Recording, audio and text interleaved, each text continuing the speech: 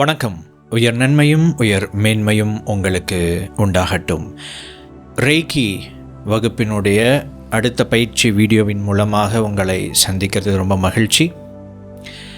நீங்கள் self healing பயிற்சி செஞ்சுக்கிட்டு இருப்பீங்க. சோக்குரே, ரகு இந்த 2 குறியீடுகளையும் பயன்படுத்தி கொண்டிருப்பீர்கள்.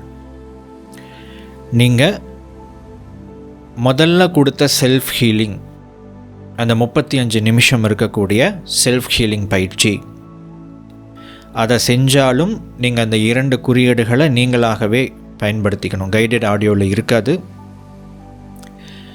இல்லை நீங்கள் இந்த ரேக்கி ஒரு சிகிச்சையாளராக, இந்த ஆற்றலை பகிர்ந்தளிக்கக்கூடியவராக நீங்கள் மாறுவதற்கு தேவையான அந்த ஹீலிங் 2வது பயிற்சி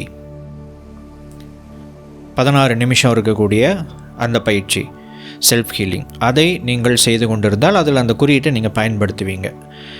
2 பயிற்சிகளிலும் இந்த குறியீடுகளை தொடர்ச்சியாக பயன்படுத்தி வாருங்கள்.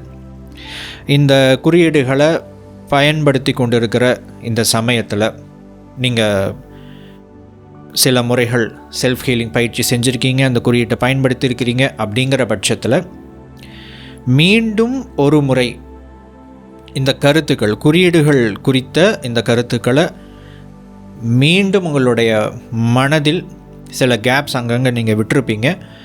அந்த கேப்பை ஃபில் பண்ணுறதுக்காக அந்த குறியீடு என்னவெல்லாம் செய்யும் அப்படிங்கிற ஒரு அடிப்படையில் நீங்கள் குறியீடுகளை பயன்படுத்திக்கிட்டு இருப்பீங்க. மீண்டும் அந்த வீடியோக்களை பாருங்கள். அதற்கு பிறகு கொடுக்கப்பட்டிருக்கிற PDF சம்மரிஸ் ரீட் பண்ணுங்கள். இந்த PDF சம்மரியை பொறுத்த வரைக்கும் எப்போ குழுவில் உங்களுக்கு அனுப்பினாலும் உடனடியாக அந்த சம்மரியை ஓப்பன் பண்ணி பார்க்காதீங்க. அந்த வீடியோவை பார்த்த பிறகு மட்டுமே சம்மரியை நீங்கள் பார்க்கணும். அப்படி பயன்படுத்தும் பொழுது மட்டும்தான் நீங்கள் வீடியோவில் பார்த்து கேட்ட விஷயங்களை இங்கே நீங்கள் திரும்ப ஆழமாக அந்த விஷயங்களை மனதில் தேவையான கருத்துக்களை மட்டும் பதிய வைக்கிறதுக்கான ஒரு சம்மரியாக செயல்படும். அந்த வீடியோவுக்கு மாற்றாகவோ, வீடியோ பார்க்காம அதே கண்டென்ட்டு தானே நம்ம சம்மரியில் இருக்குது, அல்லது ஃபஸ்ட்டு இதில் என்ன இருக்குதுன்னு பார்த்துக்கலாம் அப்படின்ட்டு நீங்கள் பார்க்க ஆரம்பிச்சிங்க, பயன்படுத்த ஆரம்பிச்சிங்க அப்படின்னா அது உங்களுடைய அந்த வீடியோ பார்க்கக்கூடிய அந்த கருத்துக்களை உள்வாங்கக்கூடிய அந்த அனுபவத்தை அது ஒரு மாதிரி மாற்றி விட்டுரும். ஸோ அப்போ என்ன ஆகும்னா, உங்களுக்கு அதை முழுமையாக உள்வாங்கி கொள்ளக்கூடிய அந்த விஷயம் அங்கே நடக்காமல் போயிடும். அதனால் எப்பொழுதுமே அந்த வீடியோவை, ஒரு குறிப்பிட்ட வீடியோவுக்கு சம்மரி அனுப்புகிறேன் அப்படின்னா அந்த வீடியோவுக்கு கீழே தான் சம்மரி வரும். முதல்ல வீடியோவை பார்த்துருங்க, அதற்கப்புறம் சம்மரியை சும்மா அப்படியே ஒரு கிளான்ஸ் பார்த்தீங்கன்னா உங்கள் மனதில் பதிவாகிவிடும். இப்பொழுது அந்த குறியீடுகள் குறித்த சம்மரியோ வீடியோவோ திரும்ப பார்த்து அந்த கருத்துக்களை உங்களுடைய மனதில் நிலைநிறுத்தி கொள்ளுங்கள். இன்றைய பயிற்சி வீடியோவில் நம்ம என்ன பார்க்க போகிறோம் அப்படின்னா, குறியீடுகள் மற்றும் இன்றைக்கி ஒரு முக்கியமான ஒரு குறியீட்டை பார்க்க போகிறோம். ரொம்ப முக்கியமான ஒரு குறியீடு இது. இந்த குறியீடு இன் ஜென்ரல் அல்லது இன்றைக்கி நம்ம பார்க்கக்கூடிய இந்த குறியீடு, இந்த 2 விஷயத்தை பற்றின ஒரு 6 ரகசியங்களை நாம் இன்றைக்கு அறிந்து கொள்ள இருக்கிறோம். நம்ம முன்னாடியே சொன்ன மாதிரி இந்த கருத்துக்களை நம்ம திரும்ப ஒரு சுழற்சி முறையில் போய்கிட்டே இருப்போம். குறியீடுகளை பற்றியெல்லாம் நம்ம பார்த்தாச்சு.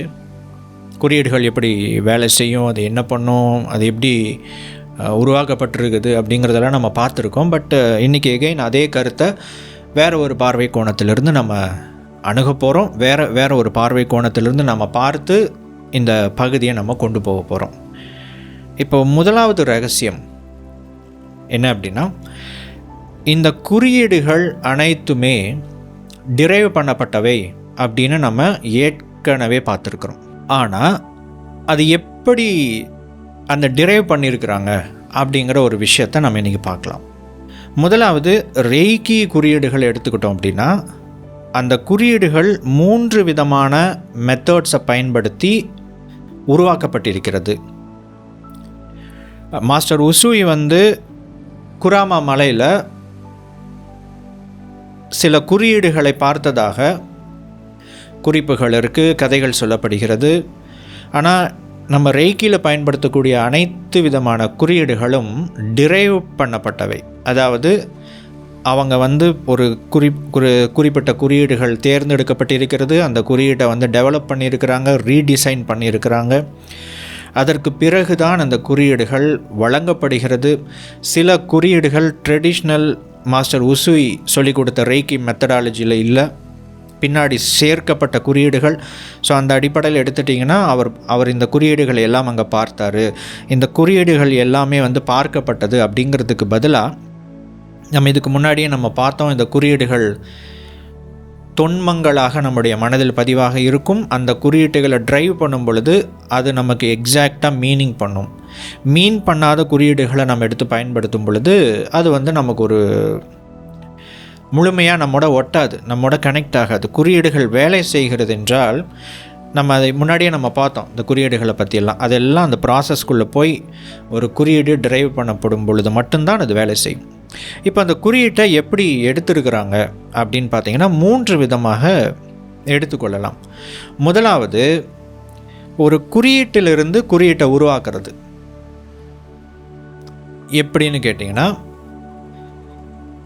ஏற்கனவே நம்ம அந்த சோக்குரே ரகு குறியீட்டை பார்த்தோம். ரகு அப்படிங்கிறது ஒரு மின்னல் கீற்று. அந்த மின்னல் கீற்று எப்படி இருக்கும்னு நமக்கு தெரியும். ஸோ அது ஏற்கனவே ஒரு குறியீடாக இருக்கக்கூடிய விஷயத்தையே குறியீட்டாக டிரைவ் பண்ணியிருக்கிறாங்க. இது ஒன்று. குறியீட்டிலிருந்து இப்போ அந்த சுழல் அப்படிங்கிறது இயற்கையின் அமைப்பில் நீங்கள் பார்க்க முடியும், பல்வேறு இடங்களில் பார்க்க முடியும். இதெல்லாம் இருக்கிற ஒரு குறியீடுகள், ஒரு அவுட்லைன்ஸ். இப்போ அந்த விஷயத்தை என்ன பண்ணியிருக்கிறாங்க, அப்படியே எடுத்து டிரைவ் பண்ணி ரெய்கி குறியீடுகளாக மாற்றியிருக்கிறாங்க. குறியீடுகளிலிருந்து குறியீடுகள் அப்படிங்கிறது உருவாக்கப்பட்டிருக்கிறது. இது ஒன்று. ரெண்டாவது, எழுத்துக்களிலிருந்து குறியீடுகளாக கன்வெர்ட் பண்ணப்பட்டிருக்கிறது. இன்றைக்கி நம்ம பார்க்கக்கூடிய குறியீடு அப்படிங்கிறது அப்படி எழுத்து உருவிலிருந்து குறியீட்டு வடிவத்திற்கு மாற்றப்பட்ட ஒரு குறியீடு. அப்போ குறியீடுகளில் இருந்து மட்டும் எடுக்கப்படலை, எழுத்து வடிவத்தை குறியீடு ஃபார்மேட்டுக்கு கன்வெர்ட் பண்ணியிருக்கிறாங்க. அப்படியும் குறியீடுகள் உருவாக்கப்பட்டிருக்கிறது. இது ரெண்டாவது. மூணாவது கேட்டகரி, எழுத்து வடிவங்களை அப்படியே பயன்படுத்துறது, குறியீடாக பயன்படுத்துறது. இப்போ உதாரணத்துக்கு அம்மா அப்படின்னு தமிழில் எழுதுகிறோன்னா நம்ம அதை அதுக்கு வடிவமோ உருவமோ குறியீடோ பயன்படுத்தாமல் அந்த எழுத்தை அப்படியே அம்மா அப்படின்னு தமிழில் எழுதுறது. இது எழுத்துக்களை அப்படியே குறியீடுகளாக பயன்படுத்துகிற முறை. 2 குறியீடுகள் உங்களுக்கு அப்படி வரும். மாஸ்டர் சிம்பல் ஒன்று வரும், டிஸ்டன்ட் ஹீலிங் சிம்பல், தொலைதூர சிகிச்சை அளிப்பதற்கான, ரிமோட் ஹீலிங் செய்வதற்கான குறியீடு முழுமையாக எழுத்து வடிவத்தில் இருக்கும். அந்த எழுத்துருவை குறியீடாக நீங்கள் பயன்படுத்துவீர்கள். எழுத்து வடிவத்துக்கு என்ன தன்மை இருக்குன்னா, அதை படித்தா அதுக்கு ஒரு அர்த்தம் இருக்கும். அதை நம்மால் படிக்க முடியும், படித்தால் அதற்கு அர்த்தம் இருக்கும்.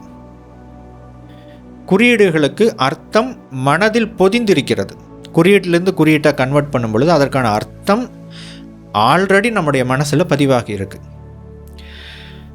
எழுத்துருவிலிருந்து குறியீடாக கன்வெர்ட் பண்ணும் பொழுது அங்கே பார்த்தீங்கன்னா அதற்கு ஒரு மீனிங் இருக்குது. அந்த மீனிங்கை குறியீட்டாக கன்வெர்ட் பண்ணியிருக்கிறாங்கன்னு அர்த்தம்.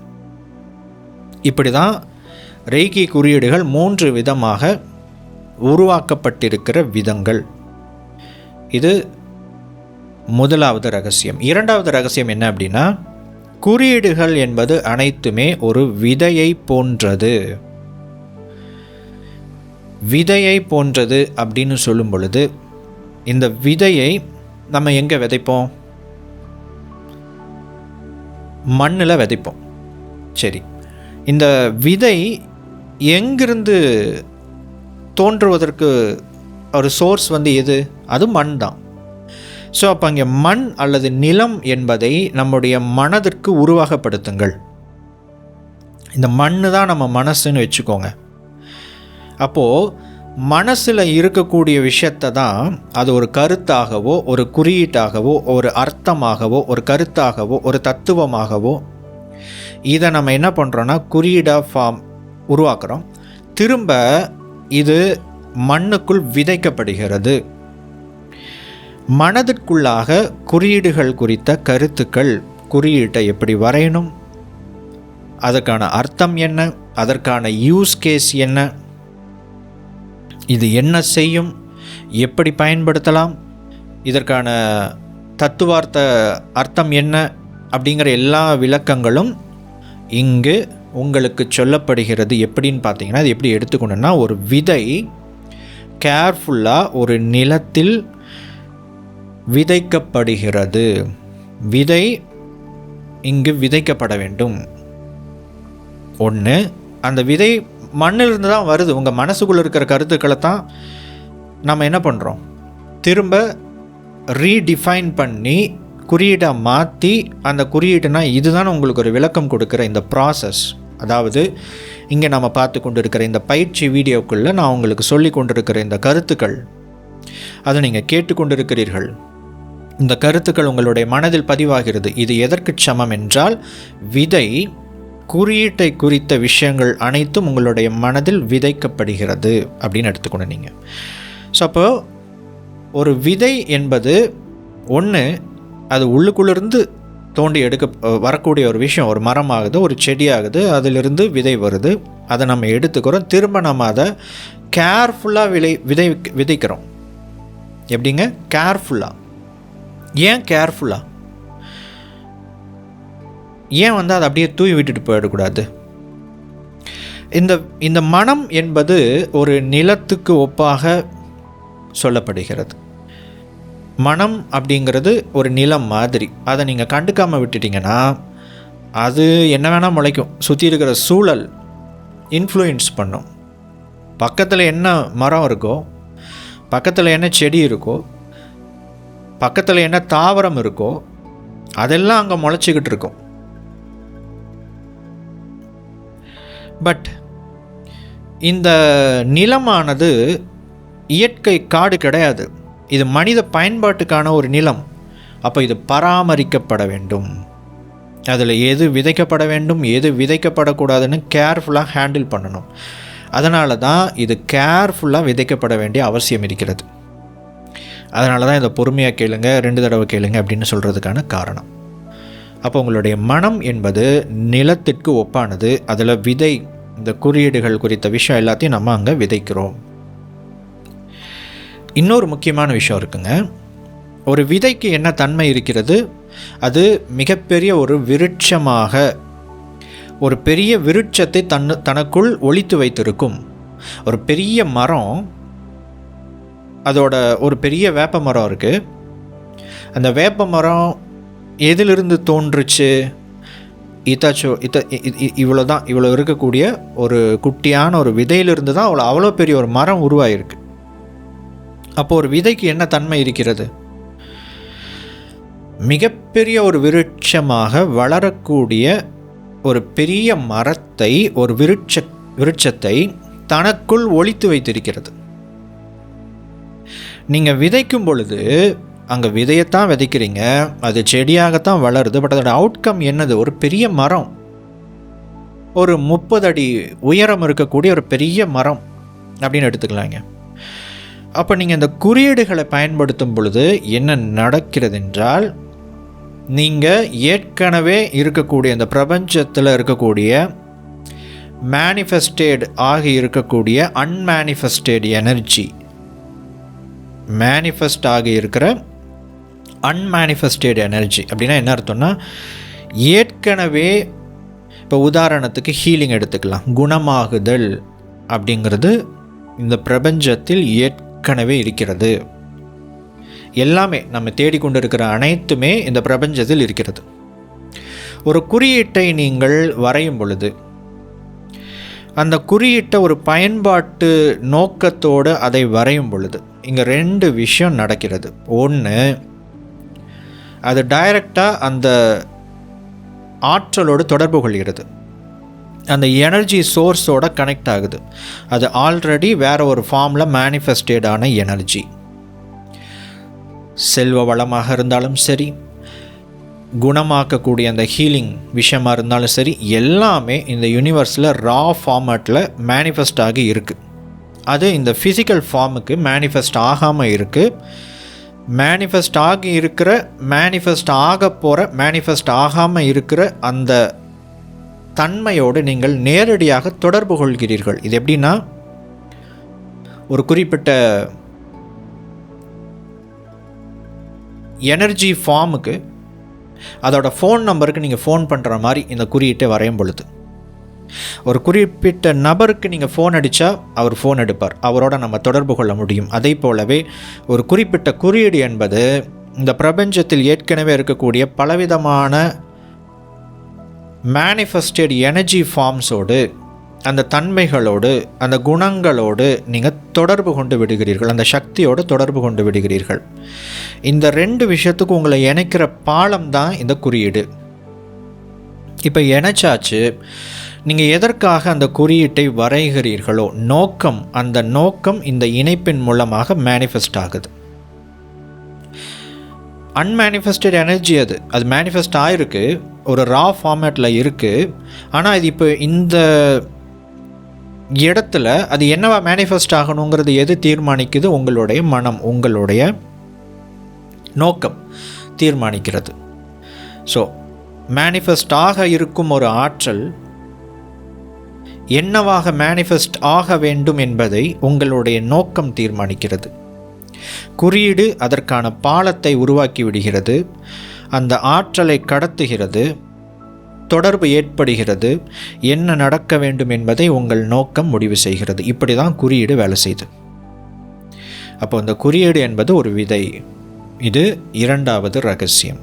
இப்போ மூன்றாவது ரகசியம் செய்ஹி கி அப்படிங்கிற குறியீடு. நாம் இன்றைக்கி பார்க்க போகிற குறியீடு செய்ஹி கி அப்படிங்கிற ஒரு குறியீடு. இந்த குறியீடு ஒரு எழுத்துருவிலிருந்து டிரைவ் பண்ணப்பட்ட குறியீடு. ஏற்கனவே எழுத்து வடிவத்தில் பயன்பாட்டில் இருந்த ஒரு குறியீட்டை, எழுத்தை ஒரு ஸ்ட்ரக்சரை கொண்டு வர்றாங்க, ஒரு குறியீடு மாதிரி கொண்டுட்டு வர்றாங்க. அதுதான் செய்ஹி கி அப்படிங்கிற ஒரு குறியீடு. இந்த பகுதியானது, இந்த வீடியோ இந்த குறியீட்டுக்காகவே ஸ்பெஷலாக ஃபோக்கஸ் பண்ணுற ஒரு பகுதி. இது ஏன் அப்படின்னு கேட்டிங்கன்னா, இந்த குறியீடு ரொம்ப முக்கியமான ஒரு குறியீடு. நம்ம ஆரம்பத்தில் பார்த்தோம், இந்த பிரபஞ்சத்தில் மேனிஃபெஸ்டேஷனோ, லா ஆஃப் அட்ராக்ஷனோ, ஹீலிங்கோ எல்லாமே நடக்குதுன்னா அதுக்கெல்லாம் ஒரு காரணம் இருக்கிறது அப்படிலாம் நம்ம பார்த்தோம். அது ஏன், எதற்காக என்பதை அந்த தத்துவார்த்த கருத்தை தனக்குள்ளே ஒளித்து வைத்திருக்கிற ஒரு குறியீடு தான் இந்த செய்ஹி கி. ஏன் இதெல்லாம் நடக்குது? ஒரு ஒட்டுமொத்த ஆன்மீக ரகசியத்தையும் தனக்குள் ஒளித்து வைத்திருக்கும் குறியீடு தான் இந்த செய்ஹி கி. இந்த செய்ஹி கி குறியீட்டுக்கான விளக்கத்தை நீங்கள் தனிப்பட்ட முறையில் எக்ஸ்க்ளூசிவாக ஒரு தனிப்பதிவாக நீங்கள் கேட்கணும், புரிந்து கொள்ளணும் அப்படிங்கிறதுக்காக தான் இது ஒரு தனி வீடியோவாக நம்ம இங்கே உருவாக்கி இருக்கிறோம். இல்லைனா நம்ம போன பகுதியிலேயே ஒரு 3 குறியீட்டை கொடுத்து இதுதாங்க இந்த குறியீடு பயன்படுத்திக்கோங்க அப்படின்னு கொடுத்துருக்கலாம். இதை நீங்கள் தனியாக கேட்கணுங்கிறதுக்காக தான் ஸ்பெஷலாக இதை நம்ம இங்கே வச்சுருக்கிறதுக்கான காரணம். ஏன்னா இது அவ்வளோ முக்கியமான ஒரு குறியீடு. இந்த செய்ஹி கி குறியீடு அப்படிங்கிறது ஏற்கனவே உருவத்தில் இருந்த ஒரு எழுத்து. இப்போ நான் இதை புரிஞ்சுக்கிறதுக்கு அம்மா அப்படிங்கிறது ஒரு எழுத்து வடிவம். ஆ இம் மா அப்படின்னு நம்ம தமிழில் எழுதுகிறோம். இது ஒரு எழுத்து வடிவம். இதுக்கு ஒரு அர்த்தம் இருக்கிறது, இதுக்கு ஒரு எமோஷ்னல் கனெக்ஷன் இருக்கிறது. இதுக்கு நிறையா நீங்கள் சொல்லலாம், இதுக்கு பின்னாடி இருக்கிற விஷயத்தை எல்லாத்தையுமே. அந்த மாதிரி ஏற்கனவே இருந்த ஒரு எழுத்து இருக்குங்க. அந்த எழுத்து ஒரு முக்கியமான எழுத்தாக ஜப்பானியர்களால் கருதப்பட்டு வந்தது. அதை இங்கே ரெய்கியில் குறியீட்டாக மாற்றிருக்கிறாங்க. இதுதான் இந்த குறியீட்டுக்கு பின்னாடி இருக்கக்கூடிய கதை. இப்போது அந்த எழுத்துருவு இருக்கிறது இல்லைங்களா, அதற்கு என்ன அர்த்தம் எங்கிருந்து அது டிரைவ் பண்ணப்பட்டதோ அதற்கு என்ன அர்த்தம் என்பதை நாம் முதலில் புரிந்து கொள்ள வேண்டும். இதுதான் அந்த ஒட்டுமொத்த ஆன்மீக ரகசியத்தையும் தனக்குள் ஒழித்து வைத்திருக்கிறதுன்னு சொன்ன பார்த்தீங்களா, இதுதான் அது. அப்போது உண்மையான செய்கைக்கு குறியீடு கிடையாது. நம்ம குறியீட்டை கடைசியில் எப்படி வரைவது அப்படிங்கிறத நம்ம பார்க்கலாம்.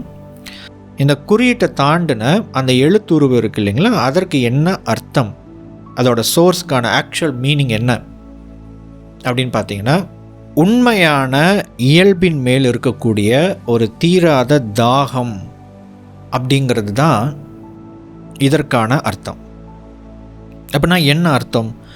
உண்மையான இயல்பு நிலை அப்படின்னு நம்ம இங்கே எதை குறிப்பிடுகிறோம்? மனதின் இயல்பு நிலை, ஸ்பிரிச்சுவல் இயல்பு நிலை அப்படின்னு நீங்கள் 2 விதமாக பிரிச்சிடலாம்.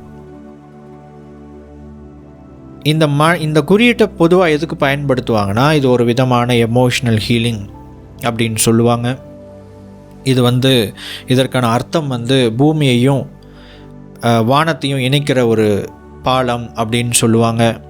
கடவுளையும் மனிதனும் இணையக்கூடிய இடம் என்று சொல்வார்கள். இப்படிலாம் பல்வேறு விளக்கங்கள் கொடுக்கப்படுகிறது. பட் ஆனால் இதுக்கான உண்மையான ஆழமான அர்த்தம் என்னவென்றால், நமக்குள்ள ஒரு இயல்பு நிலை இருக்கிறது. அந்த இயல்பு நிலையை எப்படியாவது அடைய வேண்டும் என்கிற ஒரு தீராத தாகம் நமக்குள் இருக்கிறது அப்படிங்கிறத இந்த குறியீடு சொல்லுது. அப்போது என்னதான் நாம் நம்முடைய வாழ்க்கையில் பல்வேறு விஷயங்களை நாம் தேடுறோம். அதில் சில விஷயங்களை மட்டும் நாம் தீவிரமாக தேடத் தொடங்குகிறோம். அதில் ஒன்று ஸ்பிரிச்சுவாலிட்டி, இன்னொன்று மகிழ்ச்சி. இந்த 2 விஷயத்தை நாம் தேடிக்கிட்டே இருக்கிறோம். நீங்கள் நல்லா உங்கள் லைஃப்பை அப்சர்வ் பண்ணி பாருங்கள். மணி காண்ட் பை ஹாப்பினஸ் அப்படின்னு சொல்லுவாங்க. பணத்தை வைத்து நீங்கள் மகிழ்ச்சியை வாங்க முடியாது என்று சொல்வார்கள். ஆனால் நீங்கள் வாங்குகிற பொருள் உங்களுக்கு மகிழ்ச்சியை தரும். இது ஒரு உண்மை. நிறைய பேர் அதை வேறு மாதிரி புரிந்து கொள்வார்கள். நீங்கள் நிறைய விஷயத்தில் மகிழ்ச்சியை தேட முடியும். நிறைய விஷயங்கள் உங்களுக்கு மகிழ்ச்சியை கொடுக்கும். நாம் ஏன் மகிழ்ச்சியை தேடிக்கொண்டு இருக்கிறோம்? இது எல்லாமே லைக் பணமோ ஒரு நிறைய பொருட்களை வாங்குவதோ நம்ம அதை அனுபவிப்பதற்கான விஷயங்களில் ஈடுபடுகிறதோ, இது எல்லாமே ஒரு மகிழ்ச்சியை நமக்குள்ளே கொடுக்குது. அந்த மகிழ்ச்சியை நாம் எக்ஸ்பீரியன்ஸ் பண்ணுறதுக்காக தான் இதெல்லாம் பண்ணுறோம். அப்படின்னா நம்ம இங்கே என்ன பண்ணுறோம்? மகிழ்ச்சியை தேடி ஓடிக்கொண்டு இருக்கிறோம். நம்ம பலவிதமான தியானங்கள், ஆன்மீகம் சார்ந்த விஷயங்களில் நம்ம கேட்குறோம், ஈடுபடுறோம், செயல்படுறோம், கலந்துக்கிறோம், என்னென்னமோ நம்ம பண்ணுறோம். இன்க்ளூடிங் இந்த ரெய்கி பயிற்சி வகுப்பை கூட நீங்கள் எடுத்துக்கொள்ளலாம். இங்கே நிறைய பேருக்குள்ளே அந்த ஆன்மீக தாகம் என்பது உங்களுக்குள்ளே இயல்பாகவே இருக்கும். அப்படி அந்த தாகம் இருக்கிறதுனால இது இயல்பாகவே சிலருக்கு சின்ன வயசுலேருந்தே அது உருவாகும். ரொம்ப சிறு வயதிலிருந்தே இயல்பாக சில விஷயத்தின் மேலே ஈர்க்கப்படுவார்கள். கடவுள் வழிபாடு அல்லது இந்த மாதிரி தியானம், இந்த மாதிரியான விஷயங்களில் இயல்பாக ஈர்க்கப்படுவார்கள். அந்த ஈர்ப்பு அப்படிங்கிறது நமக்குள்ளே இருந்து கொண்டே இருக்கும். மகிழ்ச்சியை தேடி ஓடுறோம், ஸ்பிரிச்சுவாலிட்டியை தேடி ஓடுறோம். இது ஏன் மகிழ்ச்சியை தேடி ஓடுகிறோம் என்றால், மகிழ்ச்சி என்பது என்ன? ஆனந்தம் என்கிற ஒரு நிலையினுடைய ஒரு குட்டி வேர்ஷன் தான் மகிழ்ச்சி. ஒரு ஹியூமன், ஒரு மனிதனால் அனுபவிக்கக்கூடிய ஒரு மிக உயர்ந்த நிலையினுடைய ஒரு மினியேச்சர் வேர்ஷன் தான் இந்த மகிழ்ச்சி, ஹாப்பினஸ். ஆனந்தம் என்பது என்ன அப்படின்னு பார்த்தீங்கன்னா, இந்த ஸ்பிரிச்சுவாலிட்டியில் நீங்கள் ஒரு உயர்நிலையை அடையும் பொழுது உங்களுக்கு ஆத்மார்த்தமாக உங்களுக்கு கிடைக்கப்படும் மகிழ்ச்சி. இது மகிழ்ச்சிங்கிற வார்த்தை அங்கே பொருந்தாது. நான் சொல்கிற ஸ்பிரிச்சுவலாக உங்களுக்கு கிடைக்கக்கூடிய மகிழ்ச்சின்னு நான் சொல்கிறேன் பார்த்தீங்களா, இது ஆனந்தம் என்று சொல்லலாம். ஒரு தெய்வீக ஆனந்தம். பட் இந்த டிவைன் பிளிஸ் அப்படிங்கிறது மகிழ்ச்சிங்கிற வார்த்தையை அங்கே கொண்டுட்டு போய் பொருத்த முடியாது. மகிழ்ச்சிங்கிற ஒரு வார்த்தை ரொம்ப குட்டியான வார்த்தை. அதாவது இந்த வார்த்தைகள் இருக்கிறது அல்லவங்களா, இந்த வார்த்தைகளை பொறுத்த வரைக்கும் நம்ம நம்ம எக்ஸ்ப்ரெஷனுக்காக நம்ம இங்கே பயன்படுத்துகிறோம். எல்லா வார்த்தைகளும் கரெக்டாக நம்ம வார்த்தைகளை எக்ஸ்ப்ரெஸ் பண்ணுறது கிடையாது. நாம் ஒரு விஷயத்தை அனுபவிக்கிறோம், எக்ஸ்பீரியன்ஸ் பண்ணுறோம். எக்ஸ்பீரியன்ஸ் பண்ணக்கூடிய அந்த விஷயத்தை எக்ஸாக்டாக நம்ம வார்த்தைகளால் அடக்கிவிட முடியாது,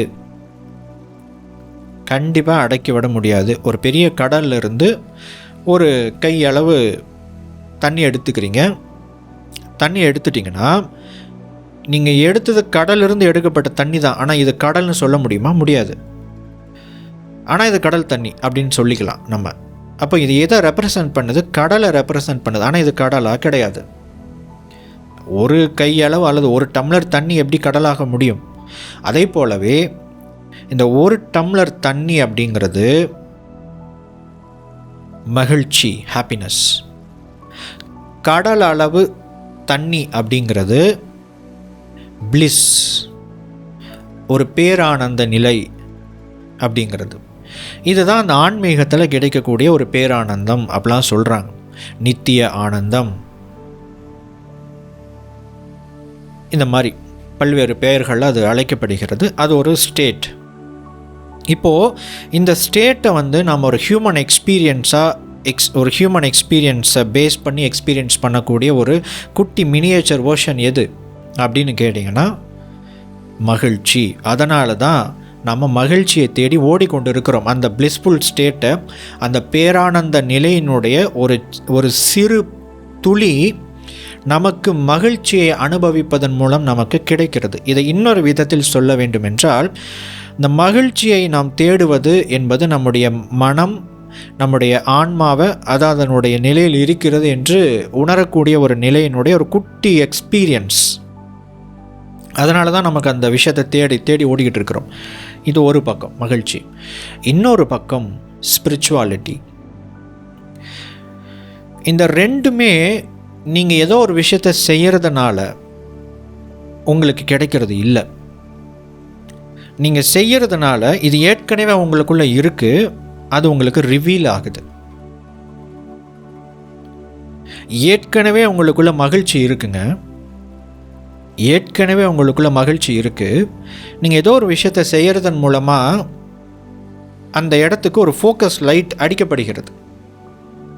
அதை செய்கிறதுனால உருவாக்கப்படுவது இல்லை, இங்கே இருக்கிற விஷயம் ஃபோக்கஸ் பண்ணப்படுது, அவ்வளோதான். அது தூண்டப்பட்டு விடுகிறது அந்த நிலை. அப்போது ஸ்பிரிச்சுவாலிட்டியும் அதே தான், மகிழ்ச்சியும் அதே தான். இந்த ஸ்பிரிச்சுவாலிட்டி அப்படிங்கிற ஒரு விஷயம் நம்முடைய இயல்பு. இது ஏதோ நீங்கள் புதுசாக உருவாக்குறது கிடையாது. நீங்கள் பக்கம் பக்கமாக படித்தோ தெரிஞ்சோ பயிற்சி பண்ணியோ உருவாக்குறது கிடையாது. நீங்கள் ஏற்கனவே உருவாக்கி வச்சுருக்கிற விஷயத்த நீங்கள் ரிவர்ஸ் பண்ணி அன்கவர் பண்ணும் பொழுது இது நடக்கிற நிலை இது. அப்போ நீங்கள் இதெல்லாம் எதற்காக செய்கிறீர்கள் அப்படின்னா, இதை நம்மக்கிட்ட இருந்து ரிமூவ் பண்ணுறதுக்கு தானே தவிர ஆட் பண்ணுறதுக்கு கிடையாது. ஒரு விஷயத்தை புதுசாக ஆட் பண்ணிக்கிறதுனால நமக்கு அந்த நிலை உருவாவதில்லை. ரிமூவ் பண்ணுறதுனால இருக்கிற நிலை நமக்கு ரிவீல் ஆகுது. இந்த கருத்தை நீங்கள் ஆழமாக புரிஞ்சுக்கணும். அப்போ இந்த ரெண்டு விஷயம் ஒரு மனிதனின் மிக ஏதோ ஒரு கட்டத்தில் ட்ரிகர் ஆகுது. மனிதன் சிந்திக்கிறான், தேடப்படுகிறது, தேடுதல் பல்வேறு விதங்களில் தொடரப்படுகிறது, இப்படி போயிட்டுருக்கு. அப்போது இதுதான் நம்முடைய இயல்பு நிலை. இந்த விஷயம் இருக்குது பார்த்தீங்களா, இதுதான் நம்முடைய இயல்பு நிலை, நம்முடைய உண்மையான இயல்பு. அந்த உண்மையான இயல்புக்கு நமக்குள்ள ஒரு தாகம் இருந்து கொண்டே இருக்கிறது அல்லவா, நமக்குள்ள ஒரு தேடல் இருந்து கொண்டே இருக்கிறது அல்லவா. நம்முடைய உண்மையான இயல்பை நாம் தேடிக்கொண்டிருக்கிறோம். ஒரு தீராத தாகம் நம்முடைய உண்மையான இயல்பை அறிந்து கொள்வதில் எப்பொழுதும் நமக்கு இருக்கிறது என்பதை குறிக்கும் அர்த்தம்தான் இந்த செய்கைக்கு அதுக்கு முன்னாடி எதிலிருந்து அது டிரைவ் பண்ணப்பட்டதோ அந்த எழுத்துருவுக்கான அர்த்தம். ஸோ இது ஒரு அல்டிமேட் ஸ்பிரிச்சுவாலிட்டியோட எக்ஸ்பிரஷன், இந்த குறியீடு. இதுதான் அதுக்கான அர்த்தம். அப்போ நீங்கள் இந்த குறியீடுகளை பயன்படுத்தும் பொழுது இது என்னென்னலாம் செய்யும்னா, அனைத்து விதமான மனம், எமோஷன்ஸ் சார்ந்த விஷயங்களை எல்லாம் இது சரி செய்கிறது. அனைத்து விதமான தடைகளையும் இது நீக்குகிறது இந்த குறியீடு. இப்போது இது ஏன் நீக்குது, ஏன் சரி செய்யுது, அதுவும் குறிப்பாக ஏன் எமோஷ்னல் அப்படின்னு கேட்டிங்கன்னா, ஆனந்தம் என்கிற அந்த நிலை, மகிழ்ச்சி என்கிற அந்த விஷயம் ஆனந்தம் என்கிற அந்த விஷயத்தினுடைய ஒரு குட்டி வேர்ஷன், ஒரு சின்னதாக ஒரு இதுன்னு நம்ம பார்த்தோம். இந்த நிறைய இடங்களில் உதாரணத்துக்கு சொல்லணுன்னா ஒரு ஒரு மினியேச்சர் ரெப்ளிகா பண்ணி வச்சுருப்பாங்க. நம்ம இந்த இப்படி சொல்லலாம், ஸ்னோ வேர்ல்டு அப்படின்னு சொல்லிட்டு நிறையா மால்ஸ்லேயோ நிறைய இடங்களில் போட்டிருப்பாங்க. அங்கே உள்ளே போனீங்கன்னா அது ஒரு பனி, இப்போ வெளிநாடுகளில் பனி பெய்யும் பொழுது பனிக்காலத்தில் அங்கே எப்படி விளையாடுறாங்களோ, ஐஸ் ஸ்கேட்டிங் பண்ணுறாங்களோ, அதே விஷயத்த ஒரு அறைக்குள்ளே செய்து வைத்திருப்பார்கள். அங்கே போனீங்கன்னா அதே மாதிரி நம்ம அனுபவிக்கலாம். ஆனால் அது ஒரிஜினல் கிடையாது, இயற்கையான விஷயம் கிடையாது, அது செயற்கையான ஒரு விஷயம். ஆனால் அது மினியேச்சர்னு சொல்லாத அந்த மாதிரி இருக்கிறதா மகிழ்ச்சி. அந்த மகிழ்ச்சியை நம்முடைய மனம் ஏன் விரும்புகிறது? அதில் ஒரு பேரானந்த நிலையினுடைய ஒரு துளி இருக்குதுல. அப்போ நான் அதை அனுபவிக்கிறேன். நான் அதை அனுபவிக்கும் பொழுது நான் என்னுடைய இயல்பு நிலைக்கு நான் திரும்புகிறேன். இயல்பு நிலையில் நான் என்னை உணர்றேன். நான் அது என்னவோ நம்முடைய அறிவு மனதுக்கு புலப்படுவது கிடையாது. ஆனால் எமோஷ்னலாக நமக்குள்ளே அந்த ஒரு தொடர்பு ஏற்படுகிறது. அதனால் இயல்பாகவே நம்ம அதை விரும்பி கொண்டிருக்கிறோம். இப்போது இந்த விருப்பத்துக்கு இந்த விருப்பம் என்பது என்ன செய்கிறது அப்படின்னா, எப்பொழுதெல்லாம் நாம் அந்த விருப்பத்தை அடைகிறோமோ அப்பொழுதெல்லாம் நாம் ஒரு குட்டி பேரானந்த நிலையை அனுபவிக்கிறோம். ஸ்பிரிச்சுவாலிட்டி தான் அது. இதற்கு தடைகளாக இருக்கிற அத்தனை விஷயத்தையும் இது உடைக்கும். ஏன் உடைக்குது? நீங்கள் அந்த நிலையை அடையணுங்கிறதுக்காக. இப்போ நம்ம ஆரம்பத்தில் பார்த்த வீடியோவில் சொன்னப்பட்ட கருத்தையும் இதையும் பொருத்தி பாருங்கள். ஏன் ஆற்றல் என்பதை நீங்கள் கட்டுப்படுத்தும் பொழுது அது கட்டுப்படுகிறது? ஏன் உங்களோட இன்டென்ஷன்ஸ் மேனிஃபெஸ்ட் ஆகுது? ஏன் நீங்கள் நினைக்கிற விஷயங்களை எனர்ஜியை உங்களால் கட்டுப்படுத்த முடியுது? ஏன் ஹீலிங் நடக்குது? ஏன் மேனிஃபெஸ்டேஷன் நடக்குது? ஏன் லா ஆஃப் அட்ராக்ஷன் ஒர்க் ஆகுது? எல்லாத்துக்கும் ஒரே ஒரு விஷயந்தான். இதெல்லாம் தடைகளாக இருக்கும் பொழுது உங்களுக்கு ஒரு விஷயம் கிடைச்சா அதன் மூலமாக ஒரு விஷயம் உங்களுக்கு கிடைக்கும். அந்த ஒரு விஷயம் அல்டிமேட் ஸ்பிரிச்சுவாலிட்டி அல்லது அந்த அல்டிமேட் ஸ்பிரிச்சுவாலிட்டியோட ஒரு குட்டி எக்ஸ்பீரியன்ஸுக்கு உங்களுக்கு சப்போர்ட் பண்ணுதுன்னா இந்த விஷயம் நடக்கும். அதனால தான் ஹீலிங் நடக்குது, அதனால தான் மேனிஃபெஸ்டேஷன் நடக்குது, எல்லாமே அதனால் நடக்குது. இது ஒரு மிகப்பெரிய ஒரு பேருண்மை. இதை நீங்கள் ஆழமாக சிந்தித்து புரிந்து கொள்ளுங்கள். மிகப்பெரிய ஒரு பேருண்மை. இதை நீங்கள் புரிஞ்சுக்கிட்டீங்கன்னா எதை மேனிஃபெஸ்ட் பண்ணணும், எதை கேட்கணும், எல்லாமே உங்களுக்கு தானாகவே புரிந்துவிடும். நீங்கள் உள்ளுக்குள்ளிருந்து வழி நடத்தப்படுவீர்கள். இதுதான் இந்த செய்கைக்கு அப்படிங்கிற எழுத்துருவு அப்படிங்கிறதுக்கான அர்த்தம். இப்போ இந்த குறியீடாக மாற்றப்படுகிறது அல்லவா? குறியீடாக மாற்றப்படும் பொழுது நாம் இங்கே செய்கி அப்படின்னு ஒரு வார்த்தைகளை நம்ம உச்சரிக்கிறோம். இதற்கும் அர்த்தம் இருக்கிறது. இது சில அற்புதங்களை செய்கிறது. அதுதான் 4வது ரகசியம். என்ன செய்து அப்படின்னு பார்த்தீங்கன்னா, இந்த சவுண்ட் செய்கி குறியீடு மட்டுமல்ல. ஏன் அந்த குறியீட்டை வரைகிறோம், அதுக்கப்புறம் அதனுடைய பெயரை சொல்கிறோம். அந்த பெயரை சொல்லும் பொழுது ஒரு வார்த்தை மூலமாகவும் குறியீட்டின் மூலமாகவும் ஒரு தொடர்பை நீங்கள் டிவைன் கனெக்ஷனை உருவாக்குறீங்க. இது நம்ம பார்த்தோம். குறியீட்டுக்கு ஒரு அர்த்தம் இருக்குது, புரிஞ்சுட்டு பண்ணும்பொழுது ஒர்க் அவுட் ஆகுது. ரகு சோக்குரே அந்த குறியீடுகளை நம்ம பார்த்தோம். செய்கைக்கு ஒரு ஸ்பெஷல் குறியீடு.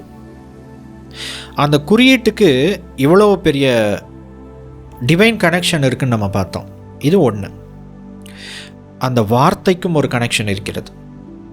இது ஹீலிங் தொடர்பான ஒரு செயலாக்கம். என்ன செய்கிறது? முதல்ல செய். இந்த குறியீட்டை எப்படி உச்சரிக்க வேண்டும் என்றால், செய் ஹி கி.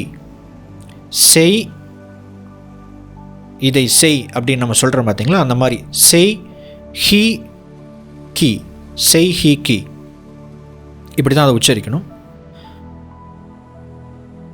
இந்த குறியீட்டை நம்ம கடைசியில் நம்ம வரைஞ்சி பார்ப்போம். இப்போதைக்கு இதனுடைய அந்த வார்த்தை, இந்த செய் ஹி கீழே இருக்கக்கூடிய செய் என்று சொல்லும் பொழுது இது என்ன செய்கிறது அப்படின்னா, ஒரு வெளிச்சம் போட்டு காமிக்குது. எதை வெளிச்சம் போட்டு காமிக்கிறது? என்ன இஷ்யூ இருக்கு, அன்ப்ராசஸ்ட், அன்சால்வ்டு, ஸ்ட்ரக்கான எமோஷன்ஸ், என்ன விஷயம், என்ன ப்ராப்ளம் அப்படின்னு உங்களுக்கு ஒரு வெளிச்சம் போட்டு காமிக்கும். இதுதான் இந்த செய் அப்படிங்கிற ஒரு விஷயம் உங்களுக்கு செய்யக்கூடிய அற்புதம். இரண்டாவது அற்புதம் ஹி. இது என்ன செய்யுது அப்படின்னா, ப்ராசஸ் பண்ணுது. என்ன ப்ராசஸ் பண்ணுது? ஒரு ப்ராப்ளம் இருக்குன்னு நம்ம ஐடென்டிஃபை பண்ணிட்டோம். இப்போது அது நிறைய பேர் அந்த எமோஷ்னல் ஹீலிங் நடக்கும் பொழுது, நான் உங்களுக்கு போன பதிவுகள் எல்லாம் நான் சொல்லியிருந்தேன், நமக்குள்ளே நிறைய விஷயங்களை டம்ப் பண்ணி வச்சிடறோம். நம்ம அதை மறந்துட்டு நம்ம அதிலேருந்து ரிலீஸ் ஆகிட்டோன்னு நம்ம நினச்சிக்கிறோம். ஆனால் அது நமக்குள்ளே தான் இருக்குது, டம்ப் பண்ணப்பட்டு இருக்கிறது. ஸோ இந்த டம்ப் பண்ணப்பட்ட எமோஷன்ஸ் உங்களை கட்டுப்படுத்திக்கிட்டே தான் இருக்கும். அது இன்னும் ப்ராசஸ் ஆகலை. அன்ப்ராசஸ்ட் எமோஷ்னல் எனர்ஜியாக அது ஸ்டோர் ஆகி இருக்கும். இப்போது வெளிச்சம் போட்டு காமிச்சிருச்சு இதுதான் விஷயம் அப்படின்ட்டு. இப்போ இது என்ன செய்யும்னா, அதை ப்ராசஸ் பண்ணும். உங்கள் மூலமாக அது கடந்து செல்ல அனுமதிக்கும். அந்த வேலையை செய் ஹி கி குறி இந்த வார்த்தைகளை சொல்லும் பொழுதே அது நடக்கும். சே சொல்லும் பொழுது அது வெளிச்சம் போட்டு காமிக்கிறது. ஹி எப்படி சொல்லும் பொழுது அதை ப்ராசஸ் பண்ணுது. உங்கள் மூலமாக அந்த பிளாக்டு எமோஷன் எனர்ஜி கடந்து போகும். அது கடந்து போகணும். அப்போ தான் அது உங்களை விட்டு ரிலீஸ் ஆகும். உள்ளுக்குள்ளேயே டம்ப் பண்ணி மூடி வச்சிருக்கிறதுனால அது மூடப்பட்டு இருக்கிறதே தவிர அது அங்கேயே தான் இருக்குது. அது உங்களுடைய மனதின், உதாரணத்துக்கு சொல்கிறேன், இந்த ஒரு அறை இருக்குது. இந்த அறையில் தேவையில்லாத நிறைய விஷயங்களை போட்டு நான் நிரப்பி வச்சுருந்தேன்னா தேவையான விஷயத்தை இதற்குள் வைத்து பயன்படுத்த முடியாதல்லவா? அதை போலவே உங்களுடைய மனம் ஒரு மிகப்பெரிய படைப்பு கருவி. உங்கள் வாழ்க்கையை படைக்கிற படைப்பு கருவியை உங்கள் மனம்தான். அதில் தேவையான விஷயங்கள், தேவையான படைப்பு கருவிகள் இருக்கும் பட்சத்தில் அது உங்கள் உலகை படைக்கும். தேவையில்லாத குப்பைகளை போட்டு நம்ம உள்ளே நிரப்பி வச்சிட்டோன்னா நமக்கு உதவாத, சப்போர்ட் பண்ணாத, அன்சப்போர்ட்டிவ் விஷயங்கள் எல்லாம் போட்டு டம்ப் பண்ணி வச்சுக்கிட்டு நம்ம அதோடவே வாழ்ந்து கொண்டிருக்கிறோன்னா எப்படி உங்கள் உலகை படைக்க முடியும்? அது இந்த இடத்தை நிரப்பி கொண்டிருக்கிறது. இதை முதல்ல ரிமூவ் பண்ணணும். அப்போது எப்படி ரிமூவ் பண்ணுறது? இப்படின்னா அப்படியே மறைஞ்சிருமா? இல்லை, எடுத்துகிட்டு போயிட்டு வெளியே தான் ப்ராசஸ். இது எடுத்து கொண்டு போய் வெளியே போடணும். அப்போ இது ஒரு இடத்துலேருந்து இன்னொரு இடத்துக்கு நகர்ந்து செல்ல வேண்டும். இந்த விஷயம் அதுதான் ப்ராசஸ். இந்த ப்ராசஸ் இந்த குறியீட்டினுடைய பெயரை சொல்லும் பொழுதே நடக்கும். அதுதான் ஹி, செய் ஹி கி. அடுத்தது மூன்றாவது, இதை சொல்லும் பொழுது என்ன நடக்கும் அப்படின்னா, இப்போது ஒரு ஹீலிங் நடந்திருக்கு. இதை நீங்கள் உங்கள் வாழ்க்கையில் நிறைய இடத்துல எக்ஸ்பீரியன்ஸ் பண்ணியிருக்கலாம். நம்ம நிறைய விஷயங்கள் நம்ம ஆழ்ந்து கவனிக்கிறோம், படிக்கிறோம், கேட்குறோம், சிந்திக்கிறோம்.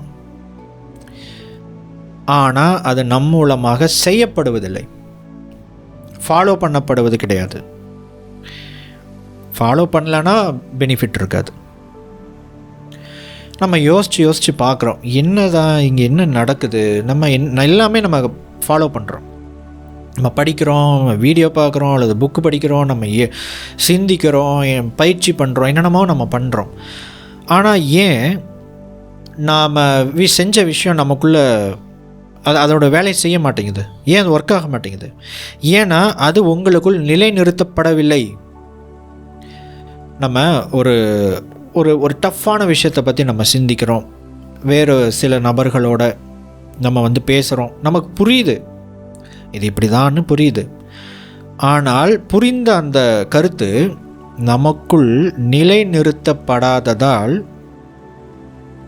நம்மால் அதை செயல்படுத்த முடிவதில்லை. இங்கே ஒரு பெரிய கேப் இருக்குது பார்த்தீங்களா? இந்த கேப்பை கீ அப்படின்னு நீங்கள் சொல்கிற இந்த வார்த்தை சமநிலைப்படுத்தும். எப்படி சமநிலைப்படுத்தும்? அதை நிலைநிறுத்துவதன் மூலமாக. நிலைநிறுத்தப்பட வேண்டும். எந்த ஒரு ஹீலிங், எந்த ஒரு ஹீலிங் பண்ணுறோம், அந்த ஹீலிங் பண்ணி முடிச்சிட்டோன்னா அது அந்த ஹீலிங் வந்து அங்கே நிற்கணும். இல்லைனா அது டெம்பரவரியாக தான் அது அங்கே வேலை செஞ்சுருக்கும். அது நிலைநிறுத்தப்பட வேண்டும். எமோஷன்ஸை பொறுத்த வரைக்கும் நமக்கு ஒரு புரிதல் ஏற்படுகிறது அல்லவா? இந்த புரிதல் அப்போதைக்கு ஏற்படும், ஆனால் அது காற்றுல போயிடும். இது நமக்குள் நிலைநிறுத்தப்படும் பொழுது மட்டுமே அதை நாம் பயன்படுத்த முடியும். அந்த நிலைநிறுத்தும் செயலை கீ அப்படிங்கிற இந்த கடைசி வார்த்தையை உச்சரிக்கும் பொழுது நடக்கும். இந்த வார்த்தையே அற்புதம் நிகழ்த்தும். அப்போது கண்டுபிடிக்குது, ப்ராசஸ் பண்ணி ஒரு ஹீலிங் நடக்குது. ஹீலிங் நடந்ததன் மூலமாக நமக்கு ஒரு விஷயம் கிடைக்குது பார்த்தீங்களா? அதை நமக்குள்ளே நிலை நிறுத்தும். இந்த எமோஷ்னல் ஹீலிங் வந்து இதை பொறுத்த வரைக்கும் ஒரு டைம் எடுத்து நடக்கக்கூடிய ஒரு விஷயம். டைம் எடுத்து நடக்கும். நீங்கள் அந்த குறியீட்டை போட்ட உடனேயே ஹீலிங் நடக்கும், ஆனால் உடனே நிலை நிறுத்தப்பட்டு விடாது. உங்களுக்கு சில டைம் எடுக்கும். இந்த குறியீடுகள் எப்படியெல்லாம் பயன்படுத்துறது, எதற்கெல்லாம் பயன்படுத்துறது அப்படிங்கிறதெல்லாம் நம்ம பின்னாடி அதற்கு ஒரு செக்ஷன் இருக்குது, நம்ம பார்ப்போம்.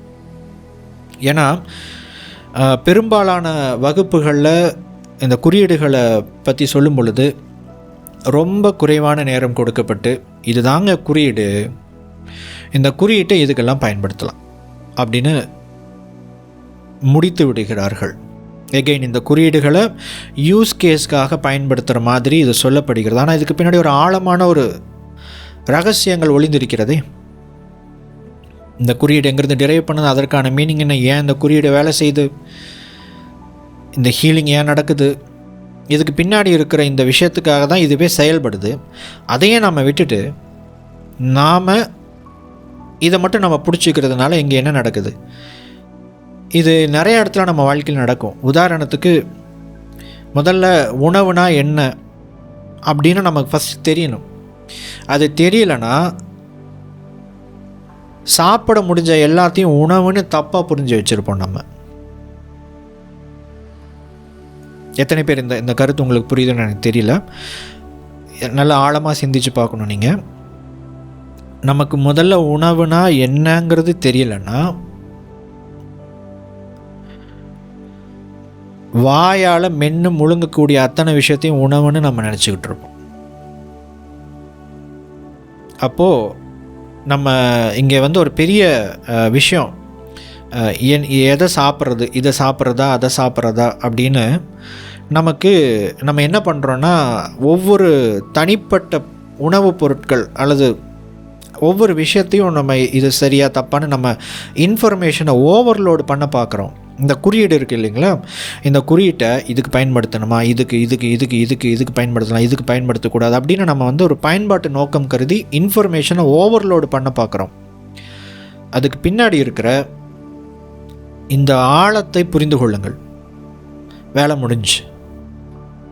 உணவுனா என்னன்னு தெரிஞ்சிட்டிங்கன்னா இது சரியா தவறா அப்படிங்கிற ஒரு விஷயம் உள்ளுக்குள்ளிருந்து உங்களுக்கு அந்த அர்த்தம் பிறக்கும். நீங்கள் இன்ஃபர்மேஷன் வெளியில் இருக்கிற ஒவ்வொரு விஷயத்தையும் இது சரி தப்பு இது கரெக்டு இது அதுன்னு நீங்கள் இன்ஃபர்மேஷனை ஓவர்லோட் பண்ண பார்க்குறீங்க. அது வந்து நீங்கள் பண்ணிக்கிட்டே இருக்க வேண்டியது தான். எத்தனை விஷயம் இருக்கோ அதுக்கெல்லாம் பண்ணிக்கிட்டே இருக்க வேண்டியது தான். பேசிக்க அடிப்படையை மனதிற்குள் நிலைநிறுத்தி விட்டால் அது உங்களை வழிநடத்தும். வேலை முடிஞ்சிருங்க. இங்கே நம்ம அதைத்தான் செய்து கொண்டு இருக்கிறோம். இங்கே குறியீடுகளை பொறுத்த வரைக்கும் இந்த குறியீடு என்ன, ஏன் இது எமோஷ்னல் ஹீலிங் சிம்பிள்னு நம்ம சொல்கிறோம், நம்ம பார்த்தோம். ஹாப்பினஸ் அப்படிங்கிற ஒரு விஷயத்தை நிலைநிறுத்துறதுக்காக இந்த குறியீடு உதவி செய்துங்க. ஏன் ஹாப்பினஸ்? அதுக்கு பின்னாடி ஒரு ஸ்பிரிச்சுவல் மீனிங் இருக்குது. பேரானந்த நிலையின் ஒரு துளிதான் ஹாப்பினஸ், மகிழ்ச்சி என்று பார்த்தோம். அப்போது இது ஒரு ஸ்பிரிச்சுவலான ஒரு விஷயத்துக்கு சப்போர்ட் பண்ணுறதுனால இது இங்கே நடக்குது. அதற்கு எதெல்லாம் தடையாக இருக்கும் அதையெல்லாம் இது விளக்குகிறது. அதற்கெல்லாம் நீங்கள் இதை பயன்படுத்தலாம். வேலை முடிஞ்சு. இப்போ நீங்கள் அதை யூஸ் கேஸை ஸ்டடி பண்ணும் பொழுது உங்களுக்கு இந்த கருத்து இன்னும் ஆழமாக பதிவாக்கப்படும். ஒரு புரிதல் ஏற்பட்டுரும். அது ஏற்பட்டுருச்சுன்னா அதுக்கப்புறம் இந்த குறியீட்டை இந்த ரேக்கி வகுப்புகளுக்கு சென்று படித்தவர்களை விட சிறப்பாக நீங்கள் பயன்படுத்துவீர்கள். ஏன்னா அவங்களுக்கு ஒரு 10 பாயிண்ட் தான் தெரியும். இதை இதுக்கு பயன்படுத்தலாம், இதை இதுக்கு பயன்படுத்தக்கூடாது, இதுக்கு இதுதான், இந்த குறியீடு தான் அப்படின்னு அவங்க வெளியே இருக்கிற விஷயங்களை ஃபோக்கஸ் பண்ணி படிப்பாங்க. நீங்கள் ஆழத்தை படிக்கிறீர்கள், அது உங்களை வழிநடத்தும். இப்போது இந்த குறியீட்டுக்கு பின்னாடி இருக்கிற விஷயங்கள் இதுதான். இப்போது இன்னும் 2 ரகசியங்கள். 5வது ரகசியம் என்னென்னா, இந்த குறியீடு என்பது இது பொதுவாக ரேக்கி வகுப்புகளில் சொல்லப்படுற விஷயம். இந்த குறியீடு உங்கள் மூளையின் அமைப்பை குறிக்கும் ஒரு குறியீடு. இது என்ன செய்கிறது என்றால் லெஃப்ட் அண்ட் ரைட் பிரெயினை சமநிலைப்படுத்தும். வலது பக்க மூளை, இடது பக்க மூளை ரொம்ப அனலிட்டிக்கலாக இருக்கிறது, ரொம்ப அறிவுபூர்வமாக இருக்கிறது, உணர்வு பூர்வமாக இருக்கிறது. இந்த 2 விஷயத்தையும் சமநிலைப்படுத்துகிறது. இந்த சமநிலைப்படுத்தும் பொழுது ஒரு சமநிலையான ஒரு பார்வை கோணம் உங்களுக்கு அங்கே உருவாகும். நம்ம பொதுவாகவே ஒன்று நம்ம எமோஷ்னலாக நடந்துக்கிறோம், இல்லை அறிவுபூர்வமாக நடந்துக்கிறோம். இங்கே ஒரு விஷயம் அதிகமாக இருக்குது, ஒரு விஷயம் இல்லவே இல்லை. இப்போ நமக்கு பெரும்பாலும் நம்ம லைஃப்பை இப்படி தான் ஆப்ரேட் பண்ணிக்கிட்டே இருக்கிறோம். இது நம்முடைய இயல்பு நிலை. இப்போது எது நமக்கு இருக்கோ அந்த விஷயத்தை மட்டும் பயன்படுத்தி கொண்டு இருக்கும் பொழுது, எது இல்லையோ அதை நாம் அங்கே செயல்படுத்தாத போது ப்ராக்டிக்கலாக அங்கே ஏதோ ஒரு விஷயம் க்ரியேட் ஆகுது, ஒரு ப்ராப்ளம் க்ரியேட் ஆகுது. சமநிலை அடைந்து விட்டால் அது அங்கே சரியாகிறது. அப்போது இந்த சமநிலையை இந்த குறியீடு ஏற்படுத்தும். 5வது ரகசியம். இது பொதுவாக எல்லா ரேக்கி வகுப்புகளிலும் சொல்லப்படுற ஒரு மீனிங். இதை தாண்டி 6வது செய்கீக்கி குறியீடு ஆழ்மனதின் சாவி. சப்கான்ஷியஸ் மைண்டோட சாவி இந்த குறியீடு. இந்த குறியீடு என்ன பண்ணுதுன்னா, நேரடியாக உங்களுடைய ஆழ்மனதில் பொதிந்து கிடக்கக்கூடிய விஷயங்களை தொடர்பு கொள்கிறது, வெளியே கொண்டு வருது. இப்போ நான் சொன்ன பார்த்தீங்களா, ப்ராசஸ், வெளிச்சம் போட்டு காமிக்கும், ப்ராசஸ் பண்ணும். அதற்கு பிறகு உங்களுக்கு அதன் மூலம் கிடைத்த உண்மைகளை உங்கள் வாழ்க்கையின் பகுதியாக அது மாற்றும். அதற்கப்புறம் நீங்கள் அதை செயல்படுத்த ஆரம்பிச்சிருவீங்க. நிலைநிறுத்தப்பட்டுருச்சுன்னா நீங்கள் செயல்படுத்த ஆரம்பிச்சிருவீங்க. அப்போது இந்த செய்கைக்கு குறியீடு என்பது ஆழ்மனதை டைரெக்டாக தொடர்பு கொள்ளும். இதை பல விதத்தில் பயன்படுத்த முடியும், நம்ம பின்னாடி பார்க்கலாம். இது பயன்பாட்டுக்கான ஒரு விஷயம். பட் இது சப்கான்ஷியஸ் மைண்டோட தொடர்பு கொள்ளக்கூடிய ஒரு குறியீடு. எல்லா குறியீடும் சப்கான்ஷியஸ் மைண்டுக்கு தொடர்பு இருக்குதுன்னு நம்ம பார்த்தோம். ஆனால் சப்கான்ஷியஸ் மைண்டோடு நேரடியாக தொடர்பு கொள்ளக்கூடிய குறியீடு இந்த விஷயம்.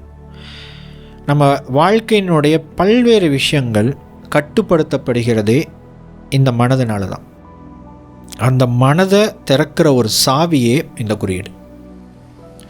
அப்போ இதை வச்சு நீங்கள் என்னெல்லாம் பண்ண முடியும் அப்படின்னு கற்பனை செய்து பாருங்கள். இதனுடைய பயன்பாடு எப்படியெல்லாம், யூஸ் கேஸ் எப்படி பயன்படுத்துறது, எதுக்கெல்லாம் பயன்படுத்தலாம் அப்படிங்கிறது ஹீலிங் தொடர்பான பயன்பாட்டு விஷயங்கள் வரும் பொழுது நாம் அதை ரொம்ப தீவிரமாக பார்க்கலாம். இப்போது இந்த குறியீடு செய்கைக்கு சிம்பலை எப்படி வரைவது அப்படிங்கிறத பார்க்கலாம். இது ஒரு எளிமையான குறியீடு தான். இந்த குறியீடு பார்த்திங்கன்னா, இதுக்கு முன்னாடி வரைக்கும் நீங்கள் போட்ட குறியீடுகள் மிக எளிமையான வடிவங்களை கொண்டதாக இருந்தது. இந்த குறியீடு கொஞ்சம் வடிவங்கள் மட்டும் மாறும். ஸோ அதை பொறுத்து எளிமையான விஷயந்தான், ரொம்ப காம்ப்ளிகேட்டடான விஷயம்லாம் கிடையாது. நான் ஒரு முறை உங்களுக்கு இந்த குறியீட்டை வரைந்து காட்டுகிறேன்.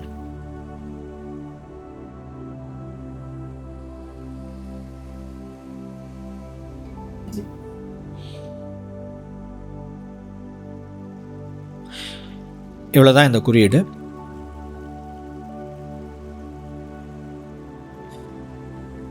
இது வரைவதற்கு எளிமையான ஒரு விஷயந்தான். உதாரணத்துக்கு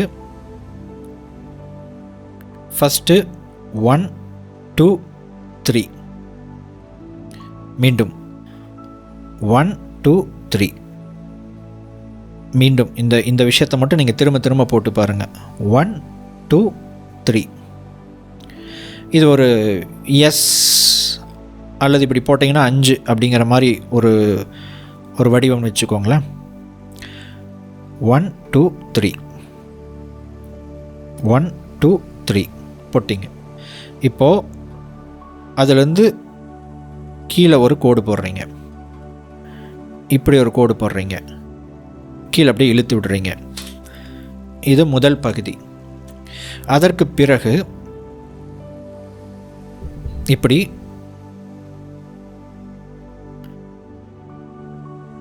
ரெண்டு கொக்கி மாதிரி அவுட்டரில் 2 குறியீடுகளை வரைகிறீங்க. இவ்வளோ தான் இந்த செய்கைக்கு அப்படிங்கிற இந்த குறியீடு. மீண்டும் ஒரு முறை உங்களுக்கு வரைந்து காட்டுகிறேன். 1 2 3, கீழே ஒரு கோடு, ஸ்ட்ரைட்டாக ஒரு இது பண்ணுறோம், அப்படியே கீழே இழுக்கிறோம்,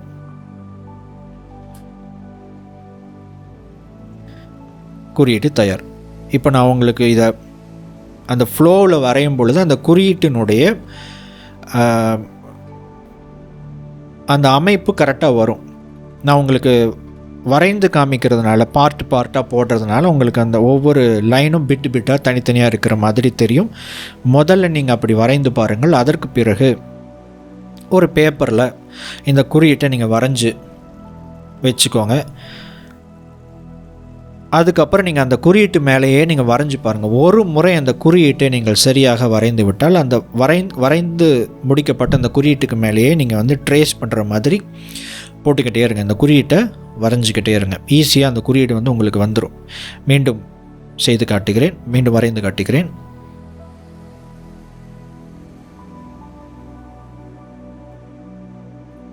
இதுதான் செய்கைக்கு அப்படிங்கிற குறியீடு.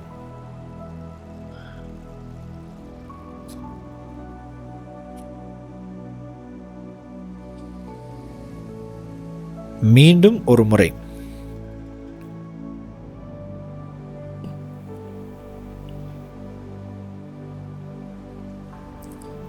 செய்கைக்கு குறியீடு.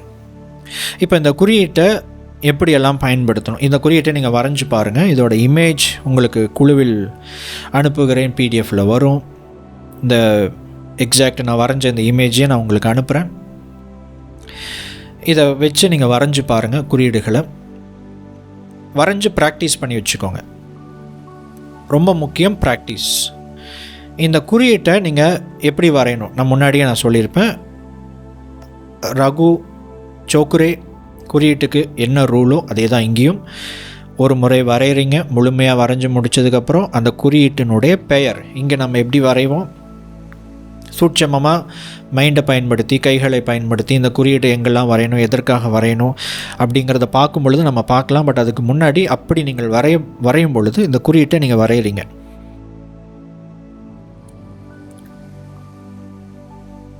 குறியீட்டை வரைஞ்சதுக்கப்புறம் அதோட பேரை சொல்லணும். இது வந்து செய்கைக்கு அப்படின்னு நம்ம சொல்கிறோம்.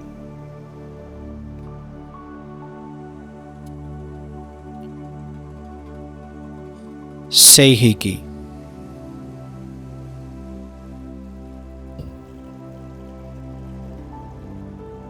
செய்கைக்கு 3 முறை, ஒவ்வொரு முறை குறியீட்டை வரைந்ததற்கு பிறகும் அதனுடைய பெயரை மனதிற்குள்ளாக சொல்ல வேண்டும். இப்போ இந்த குறியீட்டுக்கு ஒரு அர்த்தம் இருக்குது. இந்த குறியீடு எங்கிருந்து டிரைவ் பண்ணப்பட்டதோ அந்த எழுத்துருவுக்கு ஒரு அர்த்தம் இருக்கிறது. இந்த குறியீட்டுக்கான அந்த பெயரை உச்சரிக்கும் பொழுது, செய்கைக்கு என்று உச்சரிக்கும் பொழுது அது நமக்குள் சில வேலைகளை செய்கிறது. 3 விதமான தன்மைகளை அது நமக்குள் உருவாக்குகிறது என்று நாம் பார்த்தோம். இந்த ஒட்டுமொத்த விஷயமும் இந்த செய்கைக்கு என்கிற குறியீட்டின் மூலமாக உங்களுக்கு கிடைக்கும்.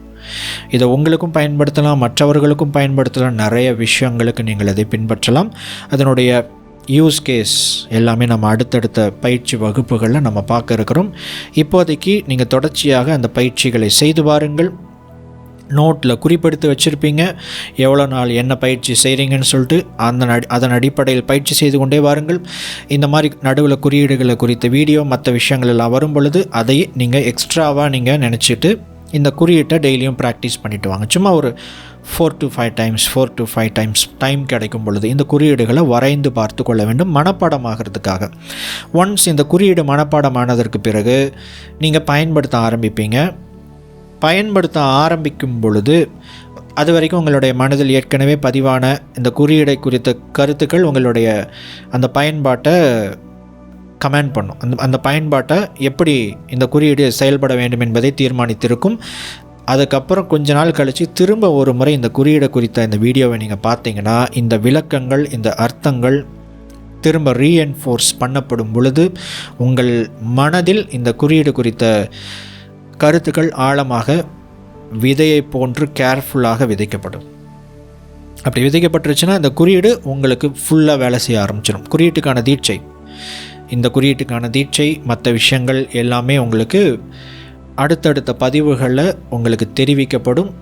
இந்த குறியீட்டுக்கான தீட்சை மற்ற குறியீடுகள் குறித்த தீட்சை வீடியோவில் உங்களுக்கு வழங்கப்படும். அதனால் இதற்கான தீட்சை வீடியோ அப்படிங்கிற ஒரு விஷயத்தை இப்போதைக்கு எதிர்பார்க்காதீங்க. பின்னாடி நம்ம சீக்கிரமாக அதை நம்ம பார்க்க போகிறோம். இப்போது நீங்கள் செய்ய வேண்டிய விஷயம் இந்த குறியீட்டுக்கான அர்த்தங்களை முழுமையாக புரிந்து கொண்டு பயிற்சி செய்ய வேண்டும். இந்த சிம்பலை வரைஞ்சு பழகுங்க. இதுதான் நீங்கள் பண்ண வேண்டிய ஒரு டாஸ்க். தொடர்ச்சியாக பயணிப்போம். பிரபஞ்ச பேராற்றல் நம்மை வழி நடத்துவதாக.